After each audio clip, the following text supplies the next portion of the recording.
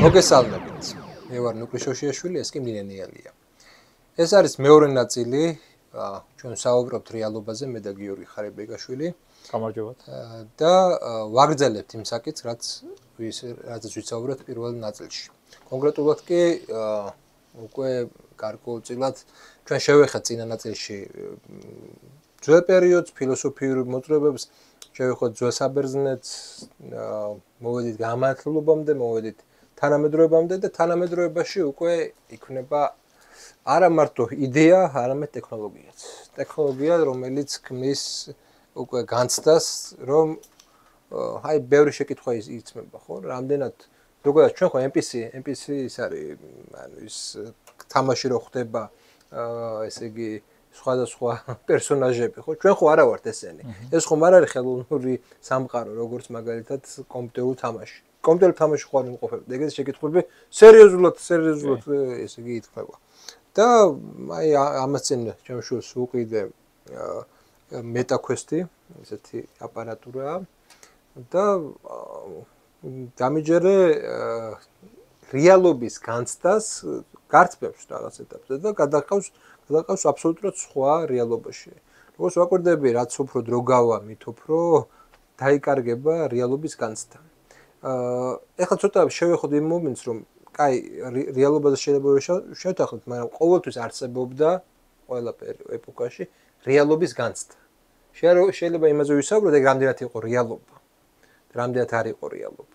მაგრამ რეალობის განცდა ყოველთვის არსებობდა. დღეს ჩვენ ტექნოლოგიების წყალობით ვართ იმ ეპოქაში, სადაც დაიკარგება რეალობის განცდა. იმაზე კი აღარა უკვე საუბარი, რომ რეალობა არსებობს თუ არა, არამედ განცდა იკარგება. იმიტომ რომ ადამიანი ჩვენ კიდე ის თაობა ვართ, რომელიც დაიბადა იმ პერიოდში, როდესაც ციფრული ტექნოლოგიები ჯერ კიდევ ჩასახოს განვითარებად პერიოდში იყო და მაინც ჩვენ ქონდა უკვე მეტნაკლებად ჩამოყალიბებული სოციალური ცხოვრება, როდესაც ეს შემოვიდა, მაგრამ დღევანდელი ბავშვი იბადება უკვე იმ ცივილიზაციაში, ციფრულ ცივილიზაციაში, სადაც ზღვარი რეალობასა და ვირტუალურ შორის იშლება, იკარგება. მაშინ განცდაც იშლება. აი ამ პერიოდში უკვე რა არის რეალური? რითი განსხვავდება აი ახლა ჩვენ ვსაუბრობთ ეს რეალობა იმ რეალობისგან, რაც მაგალითად მეტაშია და ან სხვა კომპიუტერულ თამაშია. ჩვენ ვიდექით რაღაც გარკვეულ ტრადიციაზე, რაღაცა წინა თაობების გამოცდილებაზე, ვითვალისწინებდით ამ გამოცდილებას, იყო მეტნაკლებად განათლების სისტემაშიც რაღაცის ძველი სკოლა მუშაობდა ჯერ კიდევ და ეგ საკითხი არც იდგა საერთოდ, რომ ავი ახლა ტელევიზორი ვაჩვენებდა ჩვენს ბავშვობაში ხო 90-იანებში ხო რაღაცას განსხვავება მასსა და ნუპაგატსა და რავი ჩვენს სამყაროს შორის უზარმაზარი იყო და გადასარევად ვიცოდი რომ რავი ხა კურდღელი და რაღაცა გელი ეგეთი არ არის ხო რაღაც ხო იმდენად დიდი იყო სხვაობა ხო გარე ემპირიულ რეალობას სადა იმ წარმოსახვით სამყაროს შორის. ეხლა შეიძლება კურდღელი დაგელაპარაკოს ამ მეტად და პირდაპირ კომუნიკაციაში შემოვიდეს. კი. ხო. კი. და აი ნახეთ შევამჩნიოთ ერთი რაღაცა რომ რატო ხდება ეგრე? იმიტომ რომ როდესაც მოდი ჟარგონს ვიხმარ, სხვანაირად არ გამოდი, ადამიანს სამყარო გაუტრუხდება. მაგის ფონზე მე ის ძიებაშია იმისა, რაც დაკარგა. ყოველთვის, აი როგორც ნარკოტიკული მოხმარების შემდეგ, ხო? ადამიანი რაღაცა განიცადა, ვეღარ განიცდის და ეძებს იმ პირველ გამოცდილებას, ნუ ვერ პოულობს, მაგრამ მაინც ძებნაშია სულ, ხო? და ნახეთ როგორ რაღაცა არის, რომ რახან ჩვენ აი ეს დავკარგეთ ბუნებრიობა, ბუნებასთან სიახლოვე და ეს გამოცდილება და განცდა ერთიანობისა დავკარგეთ, რაღაცა სუროგატებს დავეძებთ და მაგალითად შემთხვევითი არ არის რომ აი ეს დიდი HD ტელევიზორები და რაღაც ხო ბალახი იქ რო ბიბინებს ხო ის ბალახი ბევრად უფრო მწვანე არის ვიდრე ის რეალური ბალახი რომელსაც ჩვენ ვიცნობთ ხო ისე გადავივლით ამ ბალახზე რომ არასოდეს არ შევჩერდებით არ შევდგებით არ აღარ აი რამის წამომცდა არ შევეკითხებით რამის, რატო რამის წამომცდა თქო, იმიტომ რომ აი ჩვენამდე იყო თაობები, რომლებიც ამ ყველაფერში ნიშნებს ხედავდნენ, ხო? ეს უკვე ჩვენ თავში უკვე დაკარგული იყო, მაგრამ ჯერ კიდევ შემორჩენილი იყო ჩვენს წინა თაობებში, ნუ ეს ხარდია მაშინ კომუნისტურ პერიოდში სრულწმენად აღიქმებოდა, მაგრამ ადამიანები ცდილობდნენ ბუნებიდან რაღაც გარკვეული ნიშნების ამოკითხვა. ლიტერატურის მთელი ასპექტი გვაქვს ამ მიმართულებით. კი, აი მომისმენია ისტორიები, სადაც ადამიანი ალს შეხვდა მაგალითად. ეხლა ხო წარმოუდგენელია, ხა, აი როგორ დღევანდელი ადამიანი ხა მისმენს და ეს რაღაც სისულელეს მიყვება, არავინ არ მოყვებოდა მაგას. არა, არსებობდა ეგეთი ისტორიები. არ იყო ეგეთი მონებიასთან სპეციფიური ურთიერთობა გააჩნდა. რომ აი ყველა ბალახი გეუბნებოდა მე ამის წამალი ვარ, მე იმის წამალი ვარ და ოღონდ ისე გეტყოდა რომ ეგ დაეხლა აღარ არის, მაგრამ ოდესღაც ყოფილა ეგეთი. რომ თვითონ გეუბნებოდა ის ცხოველი წაგიყვანდა თონ გაჩვენებდა სადღა გენადირა მაგალითად რა. ხო ეს ხო სიგიჟე აბსოლუტურად დღევანდელ ადამიანს აი ძალიან ბევრი წყარო გვაქვს ამის. ძალიან ბევრი და ხო. ეგ ჩვენ ბავშვობაშიც იკარგებოდა უკვე. დღეს არამც თუ ეგ, აი უბრალოდ ვერ აჯერება თანამედროვე ადამიანს იმას რომ აი ის ვირტუალური რაღაცა კომპიუტერულ თამაშებში ეს რა თანამედროვე რაღაცებია ეგ არ არის რეალობა და აქ სხვა კანონები მოქმედებს სამყაროში და ვერ აჯერებ. რატომ? იმიტომ რომ ეს სამყარო თავისთავად გახუნებულია უკვე. დამაჯერებლობა აქვს. ამას რო არ ქონდეს დამაჯერებლობა დაკარგული, რაც მოდელს თქვა თავის დროზე მოდერნიზმის პარადიგმამ მოიტანა, ხო? დააკარგინა ის დასაბამიერი უმციკლობა ამ ბუნებას და ჩვენ სუბიექტ-ობიექტის მიმართებაში აღვქვამდით მექანიკურად, ხო? ჯერ კიდევ მოდერნის პარადიგმაში ტყეში რო გავდიოდა ადამიანი, თუ აი ამ მოდერნის პარადიგმით აზროვნებდა, რავი, ხეს რო უყურებს, ის რაღაცა ღვთაებრივ ემანაციას კი არ ხედავდა, საშეშე მასალას ხედავდა იმ ხეში, ხო? რამდენ შეშას დაყრის, ესე პრაგმატულად უყურებს და გასაგები რომ ამან მოამზადა ეს პერიოდი. მოამზადა და ეხლა რაღაც მართლა ახალში შევდივართ. მოკლედ რო თქვათ, აი წინა გადაცემას ჩვენ საუბრობდით, როდესღაც იყო რაღაცა გონება, უნივერსალური გონება, რასაც ჩვენ დაგკითხოდი, ხო, რა იყო სწორი და რა არასწორი. ეგ დაკარგული, ეგ გავიგეთ. ნუ პოსტმოდერნიზმი, რაღაცა და სიმულაციები და ასე შემდეგ. მაგრამ დღეს, აი რასაც ვაკვირდებით, ადამიანებისთვის რეალობისათვის მოსაჭიდი თუ კი რაიმე რჩება, ეს არის რაღაც ავთენტური ემოცია. რატომ? აი ვიტყვი რა. აი ემოცია არა იმისა, რომელიც გარე სამყაროსთან არის მიმართული. არამედ ემოცია რაღაცა შინაგანი განცდის. შინაგანი განცდის. კი. კი. ან მაგას ვამბობ, რა რაღაცა შთაბეჭდილებას არ გულისხმობ. შინაგანი რაღაცა ემოციას ადამიანს უნდა მიაღწიოს. აი მაგალითად მე ყოველთვის მეგონა ხოლმე არასოდეს არ ყოფილი ვარ მოთამაშე და არც ვერ ვუგებ ეგეთ ადამიანებს, მაგრამ ყოველთვის მეგონა რომ აი ადამიანი სათამაშოდ მიდიოდა, იმენ ფული უნდა მოიგოს. ეგ ინტერესი აქვს, პრაგმატული.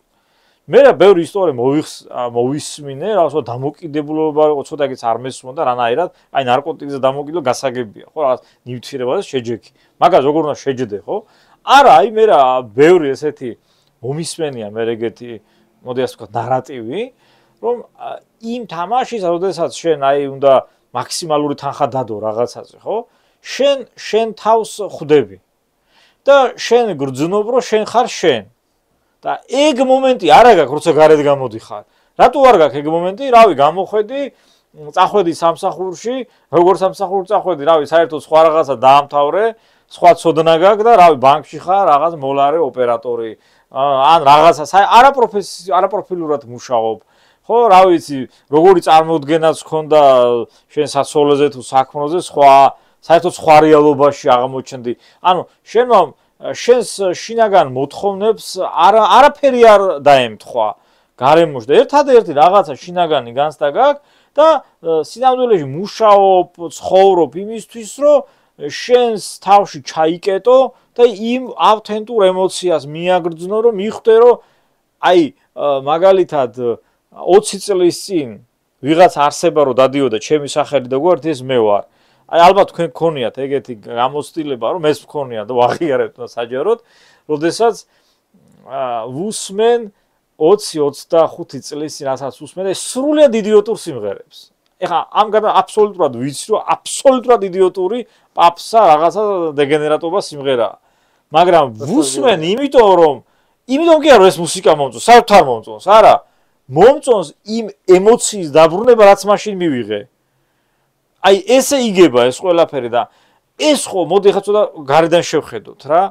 ეს ხო განმანათებლობისათვის არის კონტროლკა პირდაპირ რა. ეს ხო აღარა რაღაც უნივერსალურ გონზე, რაღაცა ჰუმანურ იდეებზე ხო აღარ არის საუბარი. აქ არის საუბარი რაზე?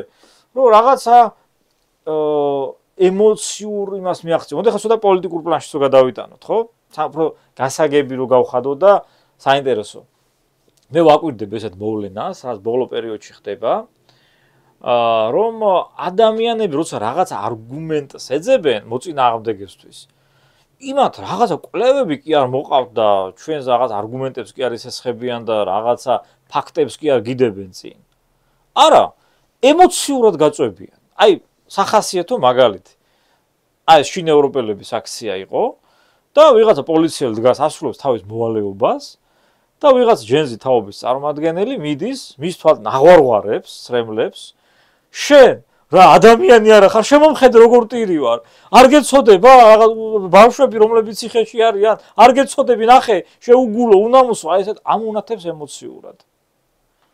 ერთი ჩემთვის ცოტა გაუგებარია ეს ამბავი, მაგრამ ვცდილობ ხოლმე რომ დავიდე ამ ადამიანს, იმის თვალებით შევხედო, რომ ეს უკვე სხვა პარადიგმაში ცხოვრობს.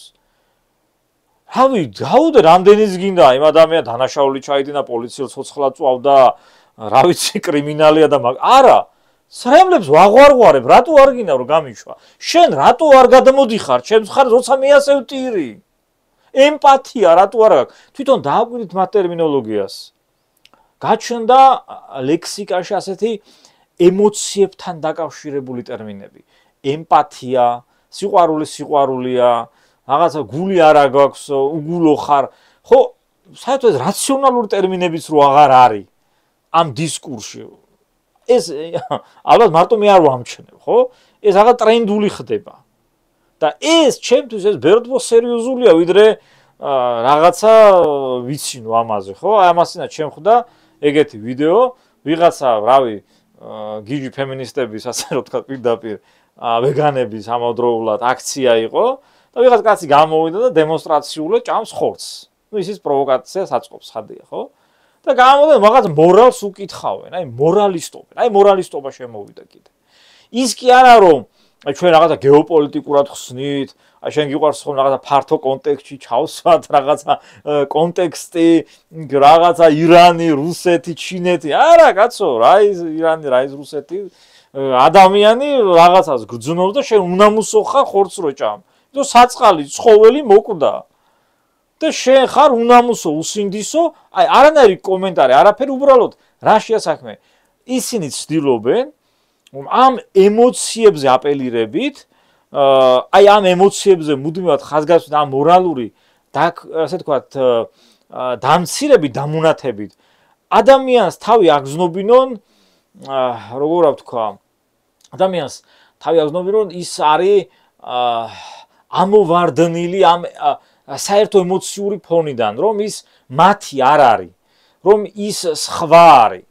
და ადამიანს ხო აქვს ეგ მომენტი, რომ არ გინდა რომ ის იყო წითელი ვაშლი, ხო, აი რაღაც შენც ინტეგრირების მოთხოვნა რაღაც ჯგუფებთან გინდა და აი მაგაში არიან მოხარშულები. რამე არასწორს ვამბობ და კონტრარგუმენტი გავითვალისწინოთ. არა, მე სხვა რაღაცაზე მინდოდა. ეს მე მგონი არა ახალი მოვლენა. იმიტომ რომ ავიღოთ რა, ბოლო 20 საუკუნის განმავლობაში რაღაც მასობრივი მოძრაობები და ბევრ ესეთ მაგალითს ვნახავთ. როდესაც შენ ემოციურად, როდესაც შენ ესეთი კოგნიტური საშუალებებით შენ გიტევენ, ხო? ქრისტიანობაც როგორ გავრცელდა ხა ბევრი რაღაც აღწერილია, ისაც ემოციური რაღაც მომენტებით გავრცელდა. კი, შეიძლება ზუსტად იგივე ფორმები არ ქონდა, მაგრამ რასაც შენ საუბრობ, ბევრი წარმართი წყარო არის, რომელიც საუბრობს იგივენაირად ქრისტიანებზე. მე ჩვენი სხვა უფრო ისეთი შეკითხვა არის. ეს ხომ მუშაობს? თუ მუშაობს, ეს კი რაციონალურია. ხო, როდის მუშაობს? მოდი ესე კითხვა დავსვა. ეს ხომ არ მუშაობს მაშინ, როდესაც ის ძველი პარადიგმა გაცვდა. გონებრივი აღარ არის და რა რჩება გონების მიღმა, ხო? ეს რაღაცა სასიცოცხლო ინსტინქტები, ემოციები. სწორედ მაშინ ქრისტიანობას თუ აწვებოდა ხშირად ემოციურ მომენტსაც იყენებდა იმიტომ, რომ ის ანტიკურობის თეორიებს, თუმცა სტოიციზმი იყო, თუ ეპიკურიზმი იყო, თუ აღარ ქონდა ის დამაჯერებლობა. და ამიტომაც მუშაობს, იმიტომ მუშაარი ესეთი მიდგომები ხშირად. იმიტომ რომ ძველს დაკარგული აქვს თავის ეფექტურობა, მაგრამ მაგ მეორე საკითხი არის, რომ აი ქრისტიანობა თუნდაც ვიღაცა შეიძლება ემოციურად გადმოიყვანა თავის ხარეზე, იმას მოყვა პატრისტიკა, იმას მოყვა თეოლოგია, სქოლასტიკა მოყვა შემდეგში, ხო? ანუ ეგ ემოციური ფონი დიდხანს ხო ვერ გაგრძელდება, ემოციით ვერ დაიჭერ შენ ადამიანს. შეიძლება იმ აი მოკლე დროში შეიძლება მოიგო კიდეც მაგას თუ ჩაეჭიდე, მაგრამ გრძელ დროში შენ წააგებ. შენ თუ ამას რაციონალიზაცია არ მოაყოლე, ხო? წააგებ აუცილებლად და აი ეს ლიბერალური ფლანგი, ასე რომ ვთქვათ, მარცხდება. მიხვა ხო აი რატო არ იგებენ მაშინ თუ მუშაობს, ხო? თუ რა ემოცია, მაგრამ ემოციას რას აყოლებენ, რა რაციონალურ ახსნას აყოლებენ. პოლიტიკურად მარცხდება. ხო, პოლიტიკურად მარცხდება, იმიტომ რომ ემოცია დარჩა ემოციის დონეზე და საფერად მოყოლია. განვითარების ვექტორი მარცხდება? კი, ლიბერალიზმის თურისი. აი ლიბერალიზმის მეკუთრეობით ამოიძვლება ეხლა ძირითადად. შენ მათ შორის კიდე ბევრი კონსერვატორი აქცენტს აკეთებთ ახალგაზრდებს. ეგ პირველი ნიშანია მარცხის, ხო? ესე იგი ტრადიცია რა არის? ტრადიცია არის ეს რაღაცა იმის გადაცემა ახალ თაობაზე. ეს პირველი ნიშანია, რომ ტრადიცია არ წარუმატებელი აღმოჩნდა. პირველი ნიშანია, ხო ესეა? კი. მეორე ნიშანს ვიტყვი არ არსებობს, მოდი ესე ვთქვათ, არ არსებობს სიმულაკრე, აი ერთ-ერთი ტექსტი წავიკითხე ამერიკელ კონსერვატორებს. ეგ ერთ-ერთ წინა პოდკასტში მქონდა და მინდა გავიმეორო აქ და რა სიტყვაშე. არსებობს წმენა. მაგრამ როდესაც შენ წმენას როგორც პროექტს უყურებ, და ეგ ამერიკელ კონსერვატორებზე იყარო. ამერიკელები უყურებენ, რომ ადრე რადგან წმენა იყო ამერიკაში და ეს რელიგიური ისინი ძლიერი იყო და ამერიკა ძლიერი იყო. მოდი დავაბრუნოთ ეს და უყურებენ როგორ ქრისტიანობას არა როგორც წმენას უკვე, არამედ როგორც პროექტს. და ამაში მარცხდებიანო რა, იმიტომ რომ სიამდვილეშიო ისინი ისევე სიმულაკრები ხდებიან ქრისტიანობის. როგორც ლიბერალები არიანო რა, და სიამდვილეში საბოლოო ჯამში ჩვენ ვიღებთ რომ ერთი არის რომ ჯვარის სიმბოლიკის უკან შეკრებილი სიმულაკრები და ჯვარის სიმბოლიკის წინააღმდეგ შეკრებული სიმულაკრები საბოლოო ჯამში რა. და რწმენა ესე არ მუშაობს რა, როგორც პროექტი არ მუშაობს ესე რწმენა და მორჩა გათავდა რა. და გამოდის რომ საბოლოო ჯამში თუ მიზანი იყო ის რომ სიმულაკრები უნდა გამختارიყავით, გამარჯვებული აქვს მაგ პროექტს. როგორ სიმბოლიკაც არ უნდა შენ წინ გადაიფარო ლიბერალური ერქმევა, პარადიგმულად ერთი და იგივეა. გასაგებია, ნახე საერთოდ როდის იღვიძებს ადამიანი ილუზიებისაგან? როდესაც ის ცხვირით ეჯახება რეალობას. როდესაც ის ცხვირით ეჯახება ისეთ საფრთხეებს, რომელიც მას ეგზისტენციალურ განადგურებით ემუქრება, ხო? როდესაც ის თვალებში უყურებს სიკვდილს. როდესაც გვიანაა? ხო, ანუ გვიან არა, აი როგორ თქვა, შეიძლება შენ ეგ საკრალური, რაზეც უნდა დააფუძნო რეალური რწმენა და რაღაცა პროექტზე, ხო? ვერ მიიღო და არც პირადი მეტაფიზიკური გამოცდილება არ ქონდეს, ხო? ახლა ყველა ვერ მიიღებს, წინასწარმეტყველი ვერ იქნება. ყველა ვინც პირადი მეტაფიზიკური გამოცდილება აქვს და რწმენას მაგაზე დააფუძნებს. ორი ალტერნატივა, ან ტრადიციით იღებ, ან პირადი მეტაფიზიკური გამოცდილება გაქვს, ხო? კაი, ეგ ძალიან იშვიათია, პირადი მეტაფიზიკური გამოცდილება, მეორეა ეგ რწმენის საკითხი. მაგრამ ნახე, როდესაც სიკვდილის მომენტი, მაგას ხო ვერავინ ვერ უშვება ვერაფერს. როგორი სიმულაციური წესრიგიც არ უნდა დადგეს. სიკვდილს რას უშვები? ომს რას უშვები? იმ უცხო ცივილიზაციების შემოჭრას, რომლებიც დემოგრაფიულად სულიან სურათს და ასე ვთქვათ, ანაცვლებენ იმ ტრადიციულად ევროპის ტერიტორიაზე ვინც იყო იმ ცივილიზაციას, მაგას რო უყურებს, რო კვდება და სხვა ცივილიზაცია იკავებს. ინდივიდუალურ სიკვდილებს ვლაპარაკობ. ომის საფრთხები, რომლებიც აწი უფრო გამრავლდება, ხო? დიდ ვივარაუდოთ ყოველ შემთხვევაში. ეგ ხო არ მოგცემს იმის ასე ვთქვათ, საყრდენს, სწორედ სიკვდილისთვის თვალში ყურება, არა ღმერთის მიმართ. არამედ სიკვდილისთვის თვალებში ყურება ხო არ მოგცემს აი ამ საკრალურთა მიბრუნების რეალურ საფუძველს. ხო? იგივე თუნდაც იუნგერები რო გავიხსენოთ, ერნსტ იუნგერი, ხო, რომელიც საკრალურს ომში ეძებს რა. აი შეიძლება რავი ვიღაც შევიდა ტაძარში ის და ილოცა და ვერაფერი ვერ იგზნო რა, რიტუალი ჩაადა. მაგრამ არა სიკვდილის როცა შეეჯახები ეს ასე ვთქვათ იმ განცდას აბრუნებს ბევრად უფრო მეტად. დღევანდელ სამყაროში ლაპარაკობ. და აი მაგას ვამბობ, რომ ყველაფერი შეიძლება სიმულაცია გაუკეთო, მაგრამ არ არის აი მაგ სიკვდილს განადგურებას, რომელიც აუცილებლად მოდის და დადგება, ხო? მაგას რას უზავ?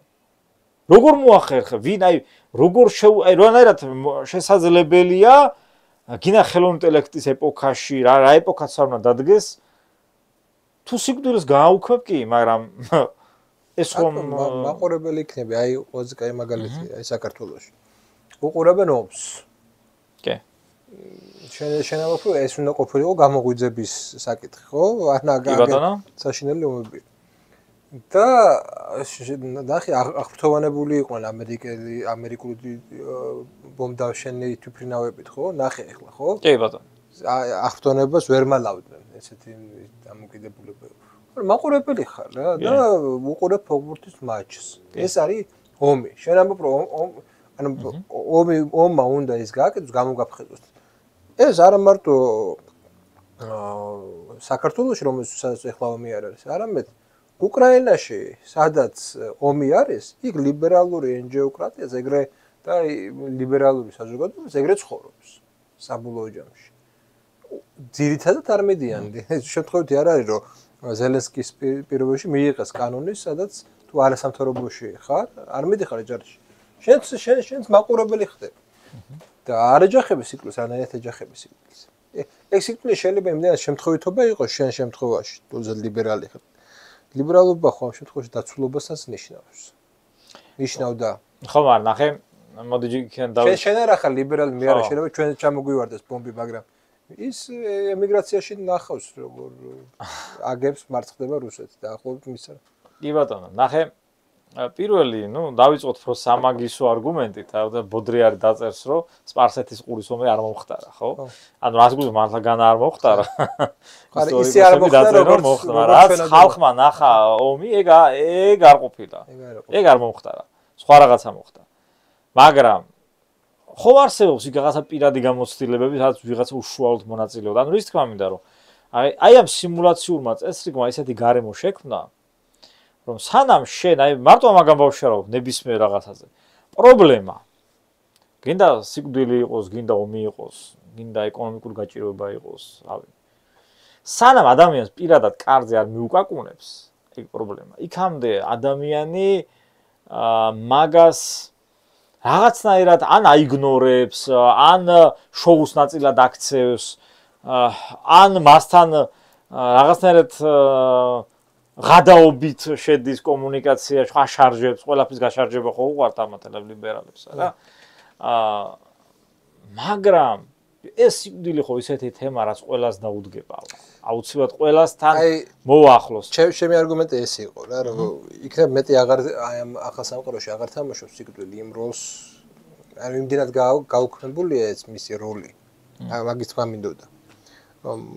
აი მაყურებელი ხარ რა. შეიძლება გარედანაც კი უყურებდეს შენ სიკვდილს. აი ბოდრიერს აქვს ესეთი ესე ხელოვნების შეთქმულება ქვია. ამ ხელოვნების შეთქმულებაში არის ჰიპერრეალობაზე არის საუბარი. რომ ჩვენ უბრალოდ სიკვდილი კი აღარ გვინდა. ვეღარ აღვიქოთ სიკვდილს, არა არის მაგაში ტრაგიკული. არამედ მუსიკა თუ ადებს ფონად, ტრაგიკული ისინი რა ქვია, დაზომებული სახეები, წრემლები, ანუ რეალობა კი არის, მაგრამ ჭარბად არის რეალობა და თუ ეს ჭარბად მოგვეწოდება, ანუ ეს უკვე მართლა ისეთია. ყველაფერი არის უკვე ჭარბად. მათ შორის ნუ სექსუალური ურთიერთობაზე საუბრობს რომ პორნოგრაფიამ აბსოლუტურად ანუ შთანთქა ეგ სექსუალობა კლიანად, იმიტომ რომ იქ იმდენად ჭარბად არის ეგ სექსუალობა, რომ ჩვეულებრივი სექსუალობა მე უკვე აღარ გაკმაყოფილებს. სიყვარული, რომანტიზმი იმდენად შთანთქა ეგ სიყვარული რა კინოებიდან, რომ რეალურად მე რო ხვდები ვიღაცა გოგო რო ხვდები. ეგეთი ვერ იქნება. ეგეთი ვერ იქნება, ის მუსიკალური ფონიც არ აქვს, ის რაღაცა ხვდები, ანუ და საუბრობს ის რომ ნუ ხელოვნება იმდენად შეთქმულება მოაწու კაცობრიობის წინააღმდეგ და გააქრო მთელი რიგი ისეთი ცნებები და შემოიტანა ჭარბი რეალობის ცნება. ჰიპერრეალობასაც ჭარბი რეალობა ქართულად რამდენად სწორი არ ვიცი. ნუ ჰიპერრეალობას უწოდებს ესეთი ტერმინით.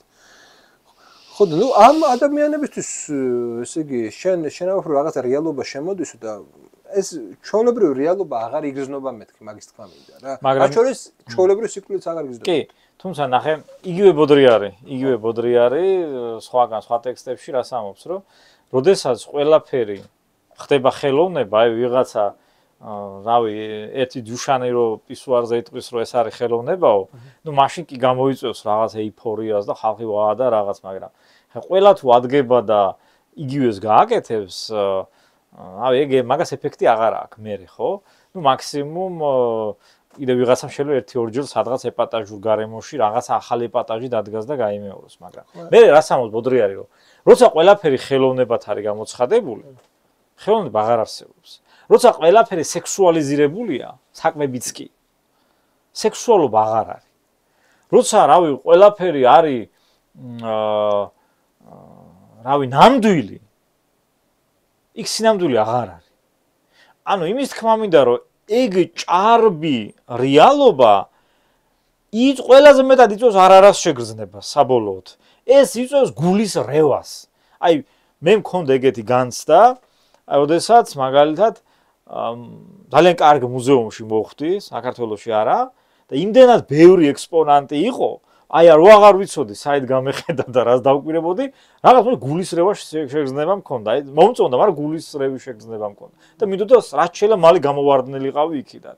ვერ ავიტანე ეს ჭარბი რეალობა ზუსტად. და ეს რატო გონია რომ ჩვენ ყოფით ცხოვრებაში არ არის ეგრე. რომელიც აი ეს ხომ მოდი ცოტა ბიოლოგიურ დონეზე რო დავიდეთ. ბიოლოგიურ დონეზე ეგ რას ნიშნავს, იცი? ეგ ნიშნავს სტიმულების უსაზღვრო რაოდენობას, რომელიც აძლიერებს ჩვენში აუტისტურ მომენტს. გავიქცეთ მაგ ჭარბ რეალობას, შევიკეტოთ ჩვენს ასე რომ თქვა, ტუალეტში პირდაპირ თქვა, აღარ მინდათ ყურებზე ხელები ავიფაროთ და ჩვენ თავთან დავრჩეთ. არ გვინდა. ეგ ჭარბი ხმაურია, ეს გამაღიზიანებელია საკმაოდ. ეხლა რაც აღწერე, მქონდა რამოდენიმე წლის წინ რა ერთ-ერთი რაღაცა ის მქონდა, საქმე მქონდა ეგეთი რა, კიდევ კაი თვენახევარი, მაგრამ განცდა მქონდა, რომ აი გული მერევა. უნდა მეყურებინა ქართულ საინფორმაციო სივრცისთვის და ამომეწერა რაღაცეები, რაღაცა ის, მაგრამ თავი პრობლემა იყო ის, რომ უნდა მეყურებინა. არ უყურებდი აქამდე საინფორმაციო სივრცეს. ძირითადად ოპოზიციური ტელევიზიების საინფორმაციო სივრცეზე იყო. ბიჭო, აი დეპრესია, აი პირდაპირ გაგებით ხმა დეპრესია დამემართა. ხმა დეპრესია დამემართა. იმდენად ცუდად გავხდი მაგების ყურებით.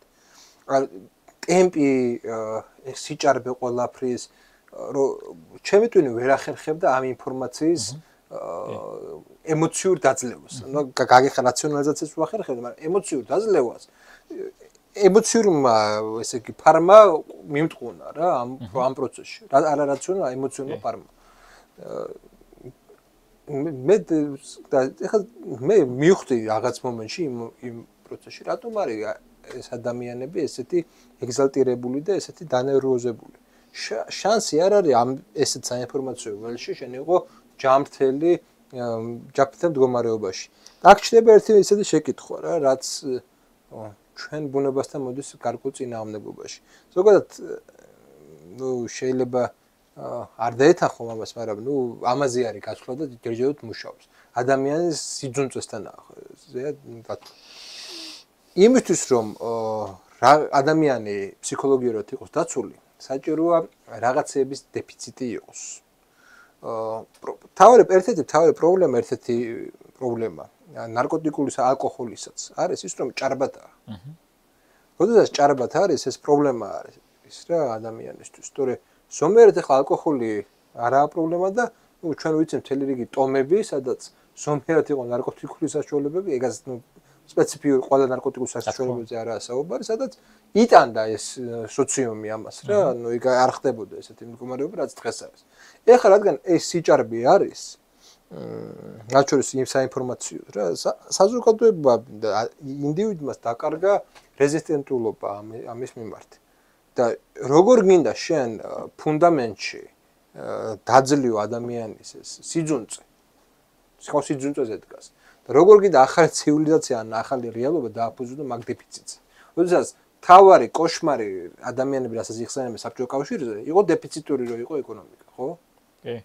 აი მაგას გავაგრძელებ, რომ ავიცი, მოდი ჩვენ თავში ჩავიხედოთ, ხო? და დავუსვათ რატო ამდენ ყავას ელემენტარული. იმიტომ ხო არა შემთხვევით, რომ ფორმაში ვიყო. არის თან. ტონუსში უნდა ვიყო, იმიტომ რომ აუცილებელია მე რო აი ამ აჩხარებულ სამყაროს აუწყობ, ეხი მე ტონუსში უნდა ვიყო. რატომ გაჩნდა მოთხოვნილება ენერგეტიკულ სასმელებზე, რომელიც ვიცით, რომ უსაზღვრო რაოდენობის შაქარს და კოფეინს შეიცავს, ხო? იცით რომ ჯანმრთელობისათვის მავნეა. ყველა მისის რომ ჯანმრთელობისთვის მავნეა, ეხლა იმის ხადაგება რომ ჯანმრთელობა არ მუშაობს ეგ, იმიტომ წავა და მაინც დალევს, იმიტომ რომ რავი, სხვანაირად ყველა ქვეცნობიერად მაინც გრძნობს, რომ ეს დღევანდელი კაპიტალისტური ეს გლობალური სამყარო ისეა მოწყობილი, ერთი თუ ამოვარდი, აი ამ ჯაგერნაუტის ესეთი ჩაეფლობი მაგ ბორბლებს ჩაუვარდები გადაგივლის, ხო? მაგ მანქანა თუ ერთი ამოვარდი. ხო, არა გაქვს შანსი არა. კი, ამიტომ ველანაირად შენ ცდილობ, რომ შენი ბიოლოგიური მოცემულობა რაც გაგაჩნდეთ, რაც შეზღუდულია და მოდი ასე ვთქვათ, შეუძლებელია რომ ევოლუცია დაეწიოს, წარმოუდგენელია, ხო? წარმოუდგენელი ადამიანის ბიოლოგიური ევოლუცია დაეწიოს ტექნოლოგიურ პროგრესს. და იმ რიტმს რა რიტმიც არის. ხო და ეს რაც უფრო ეს ტექნოლოგიური პროგრესი რაც უფრო წინ წაიწევს, ეს ნაპრალი გახდება უბსკურული. იმიტომ რომ შეუძლებელი ვიცით რა, ეს ადამიანის, რა თქმა უნდა, ადაპტაციის უნარი ჩვენ ორგანიზმს გააჩნია. შეიძლება რაღაც, რავი, სტრუქტურები ჩვენს ტვინში გაიზარდოს, რაღაცები ატროფია განიცადონ, რაღაცის ხარჯზე, მაგრამ ეს დროში იმდენად გაწეული პროცესი მას ვერ დააწევ. ამიტომ იზრდება მოთხოვნილება გარკვეულ ნივთიერებებზე. ეს ნივთიერებები შეიძლება მივიღო გარედან და შეიძლება ვაიძულო ჩემს ტვინს რო აწარმოოს.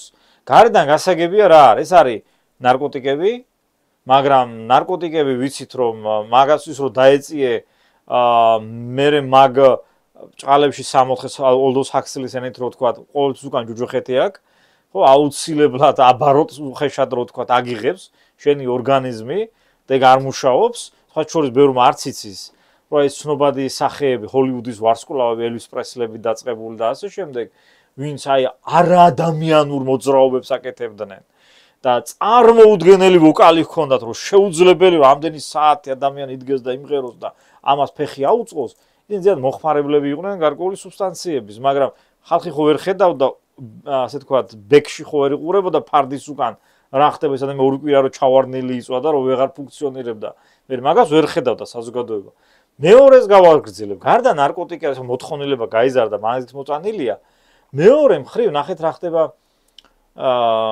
აი რატო არის რომ მოთხოვნილება აი ამ რაღაცა underground-ზე გაზრდილია. მოდი მე პირად არ მომწონს, მაგრამ შულობა არ აქვს, მე რა მომწონს და რა არა, ობიექტურად მოთხოვნა გაზრდილია. რატომ? იმიტომ რომ ის არის ისეთი მექანიზმი, ისეთი მანქანა, მე ესე დავარქმევ, ეს არის ჩვეულებრივ მანქანა, რომელიც წვინებს, აიძულებს რომ გამოყონ ერთჯერადად ბევრი დოფამინი, გამოყონ ბევრი ისეთი ნივთიერებები, ადრენალინზე აღარ არის საუბარი, ხო? ბევრი ეგეთ ნივთიერებები გამოყონ, ადამიანი მე ამდენ შეჯდება. კიდე ჟარგონს ვიხმარ რა, როგორც ადამიანი შეიძლება რომ შეჯდეს, რავი, ოპიუმზე, ისევე შეიძლება ადამიანი შეჯდეს დოფამინზე. და ერთ-ერთი ჩემი დასკვნა, ბევრს შეიძლება არ მოეწონოს, ის თუ ეს ახალგაზრდობა რატომ მაინც და მაინც ზირთად ახალგაზრდობა ყველაზე დიდ ხანს იდგა აი ამ პროევროპულ აქციებზე. იყო ის რომ მე დავინახე ეს ახალგაზრდები არიან დოფამინზე შემჯდრები უბრალოდ რა. მას ჭირდებათ რაღაცა ისეთი განცდები. ეიფორია, რაღაცა ისეთი შეგრძნები, მძაფრი შეგრძნებები ჭირდებათ და მათ აი თქო საფრთხეშიო ჩავარდეს, იქ ვიღაცა პოლიციელი გამოეკიდა, წივილით გავარდა. ეს ენატრება. ეგ უნდა ზუსტად მაგას. ხო? ან რა ვიცი, იქ ცეკვაა და დაკარგა მან საკუთარი სუბიექტურობა იმაში, ეს ბრბოსი ფსიქოლოგია ჩაერთო, იქ რაღაცა მიდის ზიგზიგი, რაღაც კლუბში აკეთებს, იმას აკეთებს აქციაზე. და რავი, უფასო კლუბი აქვს იქ გარეთ რუსთაველზე, ხო? რატომ მოიკლებს მაგ სიამოვნებას პირდაპირ ვიტყვი. ეს სიამოვნებაა მისთვის. ხო? და აი წეღარო ლაპარაკობდით ჩვენ რომ ეს განმანათლებლობის პროექტმა რომ ამოწურა თავი ერთ-ერთი ამის მტკიცებულებაც ეგ არის ზუსტად რომ ამაზე მოთხოვნილება გაზრდილია ამას ვეღარსად ვეღარ წაიღებ რომ ადამიანები ითხოვენ რომ ან თუ ნარკოტიკით ვერ მივიღებ რაღაცას მაშინ ისეთი გარემო შემიქმენი სადაც ჩემ თავს მაინც ვაიძულებ რომ ეს ნივთიერებები ვაწარმოო ეგ დამოკიდებულებაა ეს ჩვეულებრივი ბიოლოგიური დამოკიდებულებაა გიორგი, რას შევნიშნე აქციებზე? შეიძლება ესე ვთქვათ,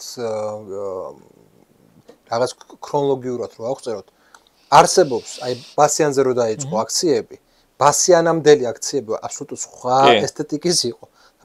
ბასიანის შემდეგ, აი მართალი ხარ და გადაიქცა აქციები კლუბად.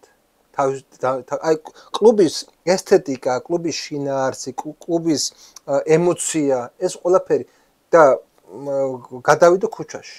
აქამდე ეხლა შევადაროთ რა 2003 წელი იყო, იქამდე 90-იან წლები, იქამდე 2012 წლამდე რამდენი აქცია იყო. არასდროს არ ქონდა მას კლუბის ესთეტიკა, არასდროს არ ქონდა და კლუბის შინაარსი, ეს იყო პოლიტიკური. და ეხლა პირველად არის, სადაც რატომ არის პოლიტიკოსებს რატომ უჭერთ აქ ოპოზიციურ პოლიტიკოსებს ვამბობ რა. იმიტომ რომ კლუბის ესთეტიკა ბოლომდე ვერ იტევს პოლიტიკურობასაც რა ამ შემთხვევაში.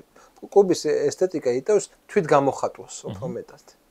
და ეს ურთიერთობის ფორმაც კი პოლიტიკოსა და საზოგადოებას შორის კლუბში ეგეთი ვერ იქნება. ცხადია, იმიტომ რომ პოლიტიკი თავის შინაარსით რა არის, კლასიკური განმარტება, ეს არის შესაძლებლობების ხელოვნება, ხო? აი რაღაცა შესაძლებლობები, რაღაცა შეიცვალა შენს გარშემო, რაღაცა მოვლენები, რაღაცა ახალი ტენდენციები გაჩნდა ამ შესაძლებლობების რაღაცას შესრულების ალბათობა გაიზარდა, უნდა დაიჭირო ეგ წამი და შენი რაღაც ხე რაღაცები გადადო გვერდზე და იმას ჩაეჭიდო და იმას გაყვე, ხო და აქ რა ხდება? აბსოლუტურად ეს ხო რაციონალიზმი მოითხოვს, არა, უნდა გაანალიზო, გაზომო შესაძლებლობები, შენი რესურსები მოარგო და ანუ რაციონალიზაციის ხარისხს გულისხმობს პოლიტიკა, ხო? თან ერთი ბასიანმა გაიმარჯვა. ხო. მაშინ პრემიერ-მინისტრი გიორგი გახარი იყო, არა, პრემიერ-მინისტრი იყო, შინაგან საქმეთა მინისტრი. ჯერ გამოვიდა ბოდიში მოიხადა. გამარჯვებული იყო ამ გაგებით. და ეს პირველივე დაიწყო კლუბური აქციები იყო, დაიწყო, ეს იყო რაღაც გამარჯვების აქცია იყო, საბოლოო ჯამში ესე გამოვიდა, ხო? ხო და გამოვიდა ის რომ ერთი მხრივ ესთეტიკა შეიცვალა და მეორე მხრივ შედეგი მოიტანა იმ აქციამ, მასობრივ წარმოდგენაში და მაგრამ აი წეღარაზე ვცხოვრობდით რომ ასეთ ემოციებზე დაფუძნებული რაღაცა მიღწევები არ შეიძლება რომ დროებითი არ იყოს რა. ხო, მაგრამ ნახე წინა აღწერებზე მინდოდა მეთქვა. შენ აღწერე რაღაც ახალგაზრდები რატომ არიან ჩართულები. მეორე ამ ხარეს აქვს მეორე ნაწილი, რომელზეც აი კი ჩვენ შეგვიძლია გავაშავდეთ ნაწილი და მაგრამ თქვათ ესეთი რაღაც. ადამიანების ახალგაზრდების მათ შორის და არა მარტო ახალგაზრდების უმრავლესობა არის გაუცხოებული. გაუცხოებს საკუთარ საქმესთან. ეხლა ადამიანი გლოვოში რომ მუშაობს, სადღაც რომ მუშაობს, იქ მიმტანია, იქ რაღაცა არის. რა თქმა უნდა, გაუცხოებული იქნება, ხო? ესეთი ადამიანები უფრო მიდრეკილი არიან ანდერგრაუნდისკენ. რატომ არის ესეთი ანდერგრაუნდისკენ მიდრეკილება? ნახე, არსებობს ეს მზის სინათლეზე ბევრი ადამიანის ადგილი არ აღმოჩნდა. კი. არ აღმოჩნდა. ამიტომ ანდერგრაუნდისკენ ესე იგი სწრაფვა არის ძალიან ესეთი მნიშვნელოვანი, მაგრამ მეორე მხრივ ანდერგრაუნდის ესთეტიზაციით, აი აქ განსხვავება. ანუ თვითონ კლუბში ვინც მიდის ეს ადამიანი შეიძლება სხვა კლუბში იაროს და უფრო იაფასიან კლუბში როგორც ესეთი ადამიანები რა გლოვოს და ისინი, მაგრამ მათ შექმნეს კიდე ერთი მომენტი, ეს ელიტარული ელიტარული რაღაც კლუბების ამბავი და მისი მითვისება წადეს. დღის სინათლეზე საბოლოო ჯამში ამოვიდა არა ის დაჩაგრული ადამიანების ხმები და ესე იგი ესთეტიკა, არამედ ამოვიდა ისე პრივილეგირებული კლასების ესთეტიკა. რატომ რომ underground-ი როგორც წესი ყოველთვის იყო არის როგორც წესი გაუცხოებული დაჩაგრული ადამიანების სივრცე ტრადიციულად რა, იმიტომ რომ მუშაობ 5 დღე, 6 დღე კვირაში აბსოლუტურად გაუცხოებულია შენგან ეგ სამსახური და ერთ-ერთი დღე რაც გრჩება, ვიზი გაკეთების უნარიც გააქვს, ეს არის ის რომ ან დათრობაში იყო და დაივიწყო წინა ესე კვირა რა, ეს მექანიზმი ბევრ ავტორს აქვს აღწერილი. მაგრამ აი აქ ჩვენ შემთხვევაში მოხდა ის რომ ესაც კი მიითვისეს, ეს ესთეტიკაც კი მიითვისეს ელიტის წარმომადგენლებმა გარკვეულწილად. ხო, რატო იცი? იმიტომ რომ საერთოდ დემოკრატიზაცია ხატოვნად ვიტყვი, ცოტა დემონოკრატიასაც გულისხმობს საკუთარ თავში. ანუ რა არის დემოკრატია? ემანსიპატორული მოძრაობა, რომელიც ასე რომ ვთქვათ, მასობრივად ყველაზე უნდა გავრცელდეს და როგორც ჰეგელიანური ფორმულა, ხო, ჯერ ერთია თავისუფალი, მერე რამოდენიმე, მერე ბევრი და ბოლოს ყველა, ხო? წესით ხო მაგ მიმართულება, მაგრამ საქმე რაშია, როდესაც აი ეს მიწის ზედა, ასე ვთქვათ, ხალხი ცდილობენ წინ წამოიწიონ, ამას ამოყობა მიწის ქვეშა რაღაცა ხთონური არსებებიც ამოდიან. რა, მათ შორის ადამიანის ყველაზე რეპრესირებული ნაწილები, აი მაქციის ნაწილი რო აქვს ადამიანს, რა, ღამე რო სხვანაირი რო ხდება, დღე სხვა ტიპია და დღე კულტურული ხალხსტუხით სამსახურში, ღამე სხვა ტიპი იჩითება, ხო? უხეშად რო თქვა. მე ეს ტიპი ზედაპირზე ამბობ, მაგრამ ნახე რა ხდება, ეგ დემოკრატიზაცია რომ მანდეთ რომ მიდის, ხადია მაგას ყოველთვის ხდება ელიტები, ელიტებს აქ ყოველთვის წინსწრებით რაღაცა ცოდნა საით მიდის ეს პროცესები და ცდილობენ მან ინვესტირებას მაგ ამბავში. და ცხადია რომ ეგ მოსალოდნელიც არის. თუ იცის რომ მაგითი შეიძლება ანუ ეს მოსალოდნელია, ხო? რა ვიცი, თუ ტრენდი ჩაიჭიროს და იქ საკუთარი ხალხი მაგით ამოკაჩოს. მეორე პრობლემა კიდე. ერთ-ერთი მთავარი პრობლემა ხო დღეს რას დგას ჩვენ სახელმწიფოში არის სოციალური ლიფტების არარსებობა. აი რაღაცა გარკვეული ჯგუფები ერთმანეთს ქაჩავენ რა. ხო, ეს მარტო ამ შემთხვევაში პოლიტიკურ კუთხით არ გულს. ნებისმიერ კუთხით რო თქვა, აი რაღაცა ბავშვი ჩნდება, დაიბადა უკვე რაღაცა წრეში, ბავშვი მიიყვანეს იმ წრის ბავშვი ერთად დადიან, მერე სკოლა და ეს კავშირები არ იკარგება, რაღაცა თანამდებობა, რაღაცა ბიზნესში არიან, ისევ თავის ასაკმებს, რაღაცა სამსახური გამოჩნდა, თავისი კაცი გაიყვანა, რაღაცა ის ჯობჯი და რაღაცა ბუტაფორია, იმიტომ რომ უხეშად რო თქვა, ხო, პირობითად, იმიტომ რომ მაინც ამის კონკრეტულად ჯობჯიზე რომ პირობითად რეალურად კარგი ადგილები არის წინასწარ განსაზღვრული ვიღაცეებისთვის, ეს აჩვენს პროტესტის გზნობას. არ მოიდგინე ახლა არის ადამიანი ჩვეულებრივი, რაღაცა ნიჭიერებით გამოირჩევა, რაღაცა ის აქვს და ეს პირველივე კურსზე ხდება, რომ ეს არსებული სოციალური ლიფტები მაინც მის ნიჭიერებაზე არ რეაგირებს. არ ვიცი რომ მეხუთოსანები, 10-ოსანები ვიქნები და მაგრას ვისწავლი და მაგარი ვიქნები, რაღაცა მომენტში ყველა ხვდება, ეგ სამყარო ეგრე არ მუშაობს. პირიქით კაცო, რა ვიცი, 60-იანების არის წარმატებული სამყარო და ცოტა სხვა ტიპები აღწევენ, ვიდრე ჭკვიანები და ნიჭიერები წარმატებას და მაგისი პროტესტის გამო ეგ პროტესტი მერე გადამისამართდება ამ ყოველთვის ეგრეთ წოდებულ underground. Ჩვენ განსხვავება რა არის, იცი? აი ძველი underground-ები თუნდაც მე-20 საუკუნის ბოჰემური ცხოვრება და რაღაცები რაც იყო, ხო? მაინც ეგ იყო დატენილი ინტელექტუალური ტიპებით, მეტნაკლებად, ხო? რაღაც ქართული პოეტები რო იყვნენ, ხო? იგივე ცისფერ ყანწელები და რაღაცა, ხო? მაინც underground ვერ ვიტყვი, მაგრამ აი დაახლოებით მაგ იმის წარმომადგენლობა იყვნენ. ოფიციალური პარტიული არის კუტოკების რუს ტერმინით კუტოკების საზოგადო ეგ ცოტა სხვა ის იყო. ცოტა სხვა იყო კი, მაგრამ პრინციპს ვლაპარაკობ რა, მაინც და ფაქტოლოგიას ავამობ. და დღეს რა ხდება, რომ აი ეგეთი underground-ები უნაყოფოა მაინც.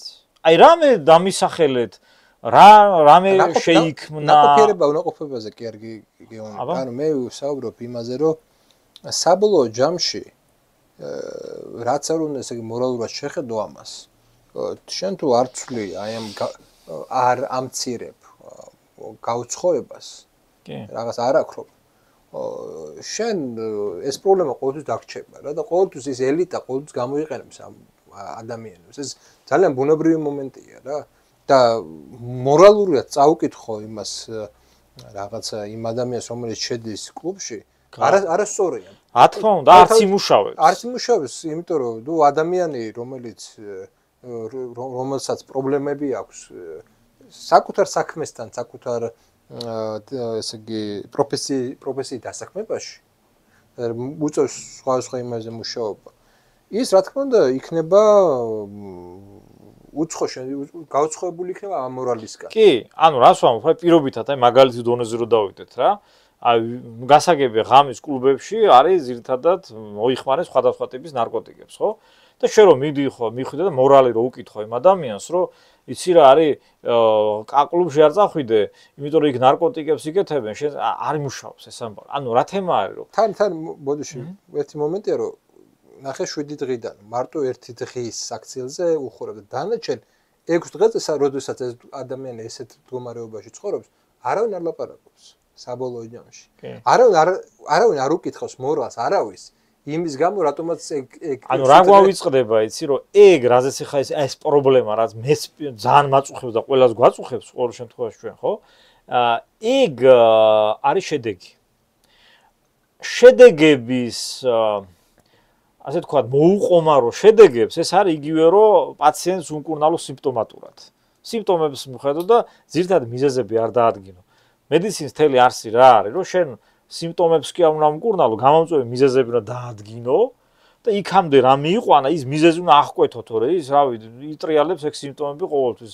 რაღაცა შეიძლება გამონაყარი ადამიანს გადაუაროს, მაგრამ რავი ცოტა ხანში კიდე გამოაყარეს, იმიტომ რომ ის მიზეზი არ მომსპარა იქიდან, ხო? ანუ რაც რეალური მექანიზმი რაც არის, პათოფიზიოლოგია რაც მუშაობს აქ. აქაც იგივეა პოლიტიკაშიც, რომ შენ ახლა მიხვიდე და მორალი უკითხო და რაღაცა ეს არ იმუშავებს.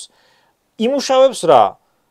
მიხვდე, რომ ჩვენ ვიცხოვრეთ ამ ბოლო 35 წლის მანძილზე ისე რომ გაუგებარია საით მიდის ყველაფერი, რა პროექტია, რისთვის გვინდა საერთოდ ან დამოუკიდებლობა, ან ერთიანი საქართველოს რო გვინდა, რატო გვინდა, რას ვაპირებთ, რას ვჩალჩუთ, კაცს შვილმა არის, საზრისი არ არის. და ეგ ერთი, მეორე, ერთი ზოგადი საზრისი არ არის და მეორე ეს სოციალური ლიფტებიც არ არის. არ არის ალტერნატიული სივრცეები პლუს. ანუ საზრისი არ არის, ლიფტები არ არის, ალტერნატივა არ არის. აბა რას იზამს? იგივე წრეზე წავალთ ყოველთვის. აი, მოდი აი ბოლოსკენ მივდივარ და აი აქ ჩვენ საუბრობდით რაზე? რეალობაზე საუბრობდით. და მეორე მხრივ, აი, როდესაც რაღაც ეტაპზე მოვედით, რაც ჩვენ საზოგადოებაში არის. ჩვენ საზოგადოება ცხოვრობს რამოდენიმე რეალობით. და გასაგებია რომ ხარ რეალობები იმდენად განსხვავებულია ერთმანეთისგან, რომ შეიძლება კომუნიკაციის პრობლემები ჩნდებოდეს. მე სხვადასხვა აქამდე არც 92-91 წლებში, როდესაც სამოქალაქო ომი დაიწყო, ესეთი გაუცხოება ადამიანებს შორის არ იყო. კი, იყო პოლიტიკური დაპირისპირება, მაგრამ რავი, ერთნაირი ხედვები ჰქონდათ რა, მეტნაკლებად ერთნაირი წარმოდგენები ჰქონდათ და ასე შემდეგ ადამიანებს. ეხლა უკვე მე მგონია რომ აი ახმადობის, სამყაროს აქმის და ზოგადად შეგრძნებების დონეზეც ეგა განსხვავებული ადამიანები ვართ რა. ეს საზოგადოება ჩამოყალიბდა და იმდენად განსხვავებულ რეალობაში მყოფ ადამიანებისგან, რომ ნუ ხა იმას არ ესმის რა შენ რა გინდა. მართლა არ ესმის რა გინდა მისგან. თან გულახდილად არ ესმის. შეიძლება ვიღაცას ესმის, რასაც აკეთებს არქიტექტორები, მაგრამ იმას არ ესმის. ჩდება მრავალი რეალობა. აი ჩვენ საზოგადოებაშივე ეს რეალობები საბოლოო ჯამში გადაილახება როგორ მგონი ერთი რეალობის რაღაცა დომინაციის და სხვების რეპრესიით თუ ესე მოგვიწევს ყოფნა რომ აი ბევრი რეალობის მუდმივ კონფლიქტებით ერთ შემთხვევაში ერთი იქნება დომინანტი მეორე შემთხვევაში მეორე და ეგ ცვალებადი იქნება სულ და ვეღარ ჩამოვაყალიბოთ ვეღარ გვექნება უნარი იმის რომ ჩამოვაყალიბოთ საერთო რაღაც ქართული რეალობა. ნამდვილად აი პირველ რიგში დავამატებ რომ მაგ პრობლემას რომ იმდენად გაუცხოება არის ჯგუფები რომელიც ქართულ ენაზე თითქოს ლაპარაკობენ მე მათ ველაპარაკებ მაგრამ ჩვენ ერთმანეთს აღარ გვესმის საერთოდ სხვადასხვა ანუ სულთა სემანტიკურად სხვადასხვა ენაზე ანუ აღნიშნულები ერთი და იგივეა მაგრამ იმდენად სხვადასხვა აღსანიშნებში ვართ და იმდენად სხვადასხვა სამყაროში ვცხოვრობთ რომ ჩვენ შორის კომუნიკაცია ხშირად შეუძლებელი. თუ რაღაც ძალიან ყოფიცი არ ვისაუბრეთ რა, ფუნდამენტოსა ვერ შევტახტებით. ანუ მე წარმოუდგენლად მიმაჩნია ეგეთ რამე, რომ რაღაცა ისეთი საერთო დისკურსი ჩვენ შევქმნათ, სადაც ჩვენ და ისინი ხო პირობითად ან ყველა ერთად ერთი ქოლგის ქვეშ ერთ დისკურსში გავერთიანებთ. მე შეუძლებლად მიმაჩნია. არა, უბრალოდ ჩემი აზრით, ეხლა მიმდინარეობს ამ სხვადასხვა დისკურსებს, სხვადასხვა წარმოდგენებს შორის სამყაროზე ომი, პირდაპირ კონფლიქტი და ომში რა ხდება? ომში ხდება ის, რომ ომში ვიღაცა კვდება, ვიღაცა სახით ჩრდება, ვიღაცა გარბის. ვიღაცა იმარჯვებს. ვიღაცა ტრიუმფს, ვიღაცა დიქტატურას ამყარებს. ანუ ტრიუმფს ხო? ანუ რისით ხმა მინდა? ჩემი აზრით უბრალოდ მოხდება ფიზიკური თუ იდეოლოგიური ამიტომ თქვა დისკურსული ფილტრაციები რა. მართა პირდაპირ გაგებით, ბევრი წავიდა უკვე. აი მათ შორის დეპოპულაცია რო გვაქვს. ერთ-ერთი მიზეზი ეგაა რომ უბრალოდ ადამიანებს არ შეუძლიათ ამ რეალობაში ცხოვრება და გარბიან, წავიდნენ. რაღაცა ეს პროექტები აუცილებლად მოკვდება გარკვეულწილად. თუმცა კიდევ ერთხელ ვამბობ, რომ ის როცა შენ რაღაცა გაიარე იმის დაიგნორება აღარ გამოვა. შენ ყოველთვის უნდა გაითვალისწინო და რაღაცა ფრაგმენტები იმისი ანუ რეპრესია, ნებისმიერ კოსმოსით დგას რეპრესიაზე, ან კოსმოსი გულისხმობს კულტურული აზრით. ხო რაღაცა მოდის ვიღაცა, რა ვიცი, ყვითელი იმპერატორი ჩინეთში და ვიღაცა ტომებს ანადგას ეს ახალი კოსმოსი შეიქმნა სხვების რეპრესიის ხარჯზე, ხო ესეა? ეგრე იქნება აუცილებლად რაღაც საბოლოოდ ერთი ტრიუმფატორი იქნება იქნებიან გაქცეულები, იქნებიან დამარცხებულები, იქნებიან საბოლოოდ აი ტიტანები რო ჩაყარა ტარტაროსში, აი ეგრე ჩაყრილები, მაგრამ ამავდროულად იქნება რაღაცა ფრაგმენტები, რომლის გათვალისწინება და შერწყმა საკუთარ დისკურსში მას მოუწევს, მოსწონს თუ არა. მოკლედ ომის ლოგიკა. ომის ლოგიკა, ომამდე მივდივართ მაინც. როდესაც პირველად ტელევიზიაში მივედი სამუშაოდ, იქ იყო ესეთი განწყობა, რომ შესაძლებელი იყო სინთეზი რაღაც ლიბერალებთან და სხვა ჯგუფებთან. იყო სინთეზი და შეიძლებოდა საერთო ენის გამონახვა. გავიდა რამოდენიმე წელი და საერთო განწყობა შეიცვალა და დღეს საუბარია რომ სინთეზის შეუძლებლობაზე არის საუბარი დღეს უკვე. მე ისეთი ადამიანი ვარ, რომელსაც გონია რომ სინთეზის ბოლო დამცველი შეიძლება ვიყო გარკვეულწილად, იმიტომ რომ გონია რომ სინთეზი ყველაზე კაი გამოსავალია, მაგრამ ფაქტია რომ ბევრი რეალობა ვერ თანაარსებობს ერთმანეთთან და კონფლიქტურია. კონფლიქტურია ეს რეალობები და რაც ერთისთვის რაღაც სიზოცხლეა, მეორესთვის სიკვდილი გამოდის, ესე აეწყო. იმედია თქვენთვის საინტერესო იყო ეს გადაცემა. დაწერეთ კომენტარები, გააზიარეთ და უბრალოდ თუ გაქვთ წარმოდგენა, როგორ შეიძლება გადაილახოს ეს ომის გარეშე ეს წინააღმდეგობა, იქნებ დაწეროთ და ვიმსჯელოთ ამაზე, იმიტომ რომ ეს არის ძალიან მნიშვნელოვანი საკითხი და სულ მუდმივ სამოქალაქო ომში ვერ ვიქნებით. ჩვენ ერთხელ გამოვიარეთ ეს, მეორეთაც ახლა გავდივართ, ოღონდ თუ კი პირველი იყო ესე იგი ცხელი პერიოდი, ახლა არის ცივი პერიოდი, ხო, სამოქალაქო ომის. მესამეჯერ უკვე აღარ უნდა გქონდეს ეგ რაღაცა ეტაპი. აღარ უნდა გავიმეოროთ, რაღაცა გამოცდილება დავაგროვოთ და რა გამოცდილება დავაგროვოთ, დაწერეთ კომენტარებში, ვიმსჯელოთ ამ საკითხს. მადლობა ყურადღებისთვის, მომავალ შეხვედრამდე.